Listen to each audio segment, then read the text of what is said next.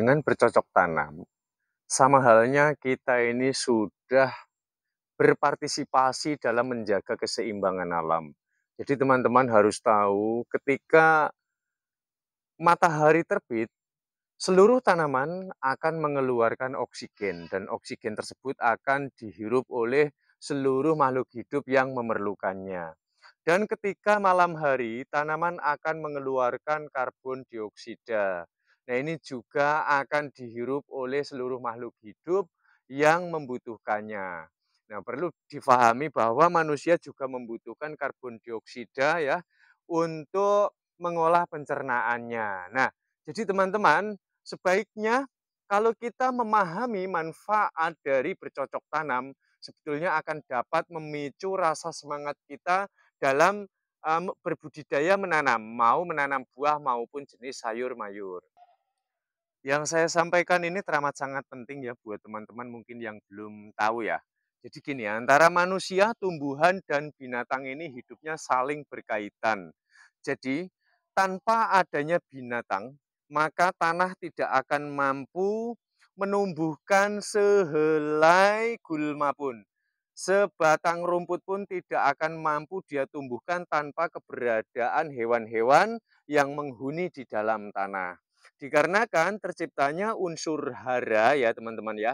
Unsur hara ini ada, ini diproduksi dari seluruh aktivitas dari kotoran hewan ya, bakteri, pengurai, pengerat tanah, terus kemudian makan di situ, buang kotoran di situ, kemudian mati di situ, maka terciptalah yang disebut unsur hara. Nah, unsur hara ini nanti akan berkembang menumbuhkan gulma-gulma ataupun seluruh tanaman. Jadi mulai sekarang kalau teman-teman suka berkebun ataupun bertani, sebaiknya harus tahu secara persis letak kinerja dari tanah ataupun media tanamnya. Karena secara proses alamiahnya seperti itu, jadi yang perlu kita perhatikan adalah menjaga tingkat kelembapan. Jadi walaupun ada ya tanah yang tidak ditanami, tapi kalau mau ada prospek jenjang depan mau ditanami, sebaiknya lakukan penyiraman pada saat kita dapati media tanam kita ataupun tanah di sekitar kita ini mengalami kekeringan. Dikarenakan mengingat yang butuh cairan tidak hanya tumbuhan dan manusia, tapi seluruh bakteri, pengurai, dan pengerat di dalam tanah ini juga membutuhkan cairan supaya untuk dapat bertahan hidup dan berkembang biak. Sehingga nanti akan dapat memicu unsur hara yang dapat menumbuhkan tanaman dengan sangat subur. Nah, itu artinya seperti ini, kalau kita tidak mau peduli dengan itu, akibatnya nanti dalam bercocok tanam, ini tidak akan menghasilkan kesuburan seperti yang diharapkan, karena tidak mengerti dengan proses yang sebenarnya. Kemudian yang berikutnya untuk menuju sukses dalam bercocok tanam adalah memahami manfaat dari rumput-rumput liar ataupun gulma-gulma yang ditumbuhkan oleh tanah. Jadi seperti ini teman-teman, gulma tumbuh ini atas keinginan dari tanah ini sendiri ya. Jadi karena untuk memperbaiki struktur dirinya yang rusak maka akan memunculkan gulma. Jadi tanah yang gundul selama tidak membatu, selama masih kena air maka dia akan memunculkan gulmanya ini karena sudah kehendak dari Tuhan semesta alam. Jadi supaya nanti tanah tersebut ini tidak terlanjur pasif teman-teman ya. Maka dari itu muncullah gulma, dan gulma ini nanti setelah mati dia akan dapat menggemburkan tanahnya, jadi sehingga nanti dengan keberadaan gulma ini akan teramat sangat menguntungkan bagi manusia yang ingin mengolah lahan. Manfaat gulma juga dapat menghindarkan media tanam ataupun tanah dari tingkat kekeringan yang berlebih ya. Coba bayangkan seperti ini ya.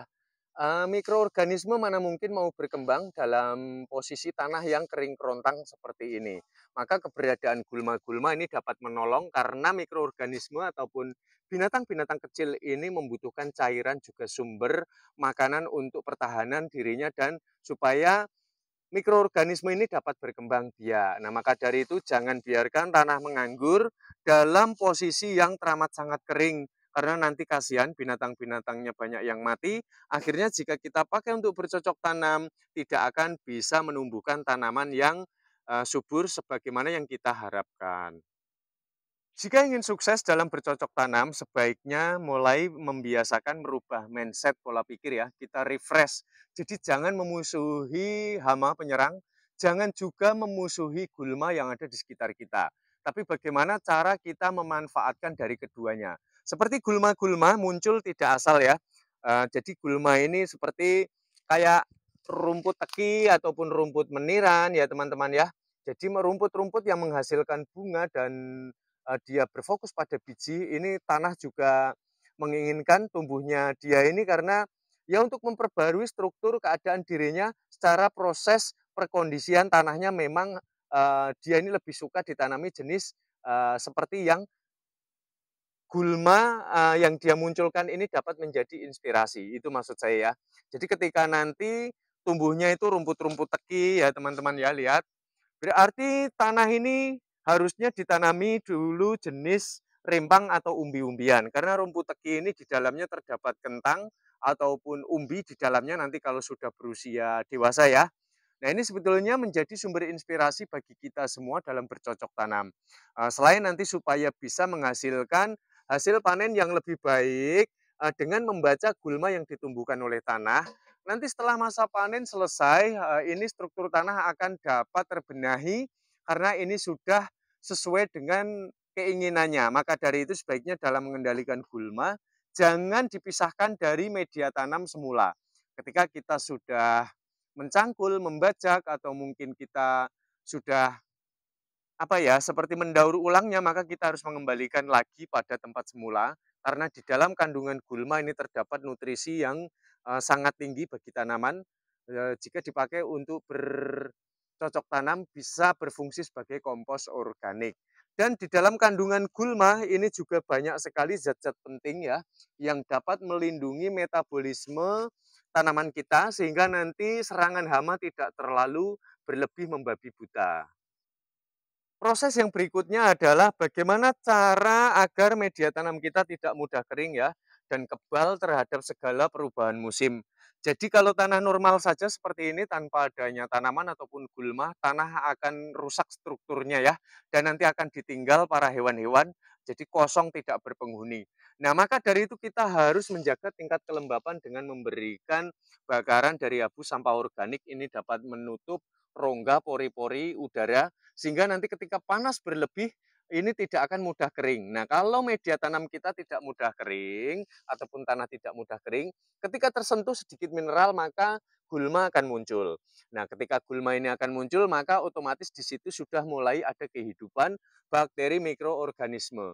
Sehingga ketika kita sudah menjaga tingkat kelembapannya, maka saya pikir akan baik semuanya ya. Jadi kalau tanah menganggur, usahakan ya di apa tabur-taburi dengan abu-abu bakaran sampah-sampah organik, atau mungkin kalau ada bekas ranting-ranting kering, daun kering sebaiknya ditebar saja di situ supaya nanti media tanam kita ini dapat terlindungi dari paparan sinar matahari yang terlalu membakar. Sehingga pada proses pembusukan selesai seperti daun-daun kering, ranting-ranting kering seperti ini ya, dia akan menjadi kompos organik yang sangat menyuburkan bagi tanaman kita. Atas bantuan dari patogen, juga bakteri ya, juga karena kandungan karbon dioksida teman-teman ya, sehingga terjadi faktor pembusukan pada pupuk kompos kita. Ini akan sangat menguntungkan dalam jenjang waktu yang sangat panjang. Baik, saya rasa sampai di sini ulasan kita manfaat bercocok tanam ya, dan ada sedikit tips tadi untuk supaya media tanam kita ini siap ya kita tanami, mikroorganismenya tidak mati ya kita lakukan beberapa langkah yaitu dengan cara menjaga tingkat kelembapannya. Oh ya teman-teman, ini juga sangat penting sekali. Buat kalian yang mau media tanamnya ini tetap selalu lembab, ini anjuran dari saya dan di tutorial manapun belum ada. Kalian dapat mencari cacing kemudian kalian taruh ya di situ, gemburkan tanah kemudian taburkan cacing di situ, supaya nanti cacing ini dia akan produktivitas, makan di situ, buang kotoran di situ dan akhirnya nanti Tanah yang gundul akan ditumbuhi oleh gulma ataupun terkadang juga tanaman-tanaman yang bermanfaat tumbuh secara alamiah. Baik, saya rasa sampai di sini ulasan kita. Kita jumpa pada tutorial ataupun tips bermanfaat selanjutnya. Salam cinta tanaman.